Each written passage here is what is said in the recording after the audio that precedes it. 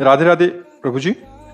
महाराज जी, अपने आप पर काबू कैसे पाएं? कैसे अपने मन को समझाएं कि गलत मार्ग पर ना चल के वे सही मार्ग की ओर ले जाए? पहली बात है भटके कि नहीं। अपने आप पे काबू पाने की बात को भ्रमात्मक मानिए।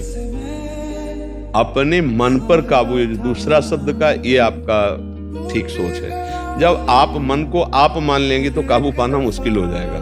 पहले इसको अलग कीजिए। आप मन नहीं हैं, आपका मन और आप बिल्कुल अलग अलग। ये एक बहुत बड़ा सलाहकार हमारा जन्म जन्मांतरों से रहा है।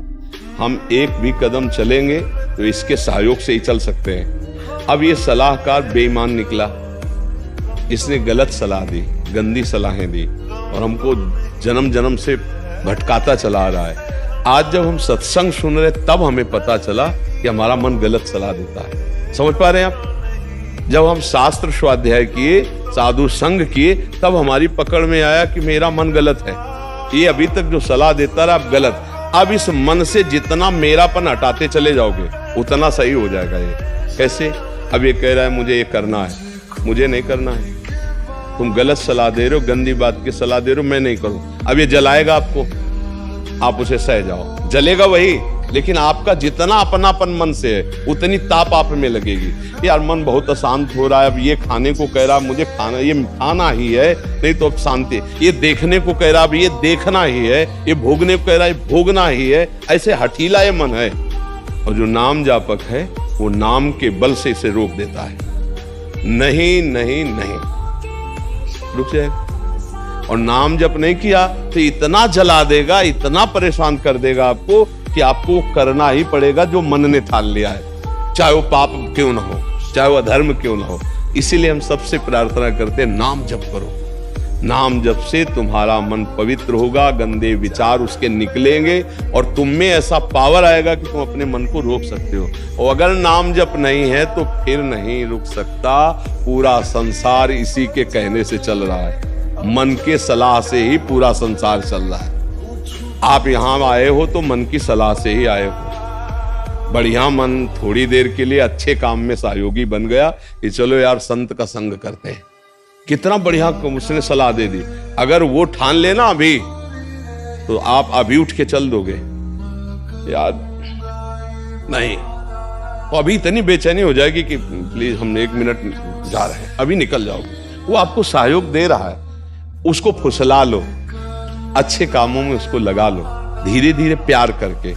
इसका एक स्वभाव है, जंगली घोड़े की तरह है, इसको वश में करना होगा। और हठीला है, और बहुत ही हठीला है। अगर ये ठान लिया कि वो चीज हमें चाहिए, अभी 1000 बार आपके सामने रखेगा वो चीज चाहिए, वो चीज आप कहोगे नहीं, अब इतनी व्यथा पैदा कर देगा कि आपको लोग दे दो यार तो शांति हो जाएगी। मैं देख लूं तो अच्छा है, ये भोग लूं तो अच्छा है, बस वहीं फिसल जाता है। और जो भजनानंदी है, राधा राधा राधा, नहीं ये भोगना नहीं, राधा राधा राधा राधा, फिर इसकी चल नहीं पाती और वो धीरे धीरे वश में होने लगता है। कहा जाता है ना, मन को वश में कर लो। जैसे आपने कहा अपने आप को वश में करना, तो आपने अपने आप को संबोधन करते हुए उसी मन को कहा है। मन को वश में करना है तो नाम जप आवश्यक है। नाम जप करोगे तो आपके अंदर बल। अच्छा, नाम जप के लिए पवित्र भोजन आवश्यक है, अच्छा संग आवश्यक है, अच्छी बात देखें, अच्छी बात सुने, अच्छे लोगों का संग करें, अच्छे आचरण करें तो नाम जप बनेगा। और गंदे आचरण करेंगे, गंदा भोजन करेंगे तो आप ये सब, अब ये नाम जप करना, शास्त्र स्वाध्याय करना, ये सब ये तो बोले संतों के काम है, हम लोगों को थोड़ी काम है। तो भैया गति और दुर्गति इसमें कोई भेष से नहीं होता, इसमें कर्म से होता है। कर्म तुम करोगे तो तुम्हारी गति बढ़िया बन जाएगी, कर्म गलत करोगे तो तुम्हारी गति बिगड़ जाएगी। ऐसे भेष रख लिया, कर्म गलत करोगे तो दुर्गति हो जाएगी, कर्म अच्छे करोगे तो सद्गति हो जाएगी। तो अपने मन पे काबू पाने के लिए अच्छे कर्म करने चाहिए, अच्छा भोजन पाना चाहिए, अच्छे लोगों का संग करना चाहिए, खूब नाम जप करना चाहिए, तब सब ठीक हो जाता है। मोनिसा जी चंडीगढ़ से। राधे राधे महाराज। राधे राधे महाराज जी। महाराज जी लिख रहे हैं कि इन्होंने MBBS कंप्लीट किया है, अभी MD के एग्जाम के लिए हो रहे हैं, बट इनको कह रहे हैं कि मतलब असफलता, हार से बहुत भय लगता है। ये कह रहे हैं कि उससे मैं कैसे बाहर निकलूं, मतलब मैं असफल हो जाऊंगी या ऐसा क्या हो गया तो क्या होगा। बात यह है कि जब तक हमें अध्यात्म का बल नहीं होता तब तक कुछ भी हो जाए भय, ये शब्द लिख लो, भय, चिंता, शोक, घबराहट, इनसे आप बच नहीं सकते। चाहे जिस पद पे हो, चाहे जितने धनी हो, चाहे जितना पढ़े लिखे हो, चिंता, भय, शोक, घबराहट, ये आपको दंड भोगना पड़ेगा जब तक आप भगवान से चित्त को नहीं जोड़ोगे। और भगवान से चित्त जोड़ते ही निर्भय, निशोक, निश्चिंत, विपरीत भावना का त्याग और आनंद की अनुभूति। अगर भगवान का भरोसा जागृत हो जाए तो जैसे मन कहता है कहीं ऐसा हो गया तो श्री भगवान है ना, कहीं ऐसा हो गया तो प्रभु है ना, बिल्कुल निर्भय निश्चिंतता आ जाती है। अच्छा, अब प्रभु का भरोसा तो है नहीं और अपनी बुद्धि की क्षमता बहुत एक लिमिट में है, तो जब हम किसी बात को सोचते हैं तो निगेटिव में, नकारात्मक ले, ऐसा हो गया तो, अब पता नहीं होगा कि नहीं होगा, लेकिन हमारे अंदर भय, शोक, चिंता ये जागृत हो जाते हैं। इसलिए हम सबसे प्रार्थना करते हैं कि नाम जप करो, सत्संग सुनो, थोड़ा अध्यात्म को जानो।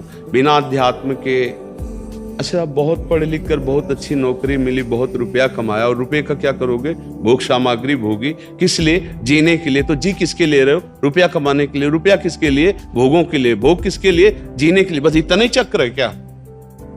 इतना ही चक्र है तो बड़े भाग मानुस्तन पावा, सुर दुर्लभ सदग्रंथन गावा। देवताओं के लिए, देवताओं के पास तो ऐसे भोग हैं कि अगर एक भोग उतर आए तो मूर्छित हो जाए आंख आदमी। ऐसी सुंदरियां, ऐसे विविध प्रकार की भोग सामग्री, ऐसे सुंदर सुंदर शरीर, विमान, सब। तो ये देव दुर्लभ क्यों कहा गया? क्योंकि इससे हम अध्यात्म की प्राप्ति कर सकते हैं, परमानंद की प्राप्ति कर सकते हैं, निर्भय हो से। देवता निर्भय है क्या? आप सोचो, इतना भोग वासना का वैभव है, और हम कई बार कह चुके हैं कि वो देवराज इंद्र गौतम मुनि की, ऋषि की पत्नी अहिल्या के पास गौतम ऋषि का रूप रख कर जाते हैं, और तो क्या भोगों की क्षमता रह गई? देवराज इंद्र पद त्रिभुवन पति होकर इतना नीचे गिर गया भोगों में। इसका मतलब भोगों में कभी शांति मिल ही नहीं सकती, और भोग के लिए ही हमें रुपया चाहिए, और रुपये के लिए ही हमारी सारी पढ़ाई लिखाई, सारा मेहनत है। अब आप विचार करके देखो तो हमारा टिकाऊ स्थान कौन सा है? शरीर छूट जाएगा इस विषय में कहां आप सोचते हैं? अगर इस विषय में सोच के देखो तो क्या जवानी में शरीर नहीं छूटते क्या?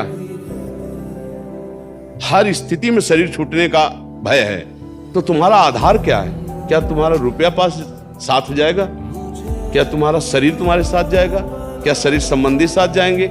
नहीं। एक आधार पक्का ईश्वर का यदि है तो यहाँ का व्यवहार करते हुए आपका नाम जो अंदर जपा हुआ है, आपका जो भगवत आश्रय, वो आपको मजबूत रखेगा और आनंद में रखेगा। प्रसन्न रहोगे, हर परिस्थिति में प्रसन्न रहोगे। इसीलिए तो चीख चीख के कहते हैं राधा राधा राधा। नाम जप करके तो देखो, तुम्हारी नकारात्मक सोच को रौंद देगा ये नाम, और सकारात्मक सोच में सुख है। सब कुछ है, सोच तुम्हारी गलत है तो दुखी हो जाओगे। दो ब्राह्मण मथुरा के निमंत्रण दिया जाता है, ब्रजवासी तो आपस में बैठे थे कि यार आज तो कोई जजमान ही नहीं आया। इतने में आ गया एक जजमान, दंडोत, आओ हमारे हाथ में। गए, उसने खूब चकाचक पवाया और 11-11 रुपया भेंट दी। अब एक प्रसन्न निकला और एक को उदासी छा गई। एक किसी तीसरे ने पूछा प्रसन्न वाले से, आप प्रसन्न क्यों हुए? बोले आज यार भोजन ही का जुगाड़ नहीं था, भगवान की कृपा से भोजन भी हुआ, 11 रुपया भी मिले। बोले आप उदास क्यों हो?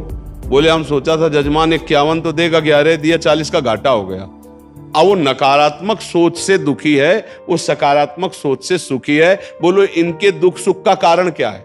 सोच ही तो है ना। तो ये जो बच्चा बोल रहा है कि हम भयभीत हो जाते हैं, हम शोकित हो जाते हैं, हम आगे, ये नकारात्मक सोच ही तो है। क्यों है? क्योंकि आधार नहीं है। आधार हो तो फौरन उसकी काट है। भगवान है ना, प्रभु है ना, ऐसा कैसे हो सकता है? हम उनका भजन करते हैं, हम उनके आश्रित हैं, ऐसा कैसे हो सकता है?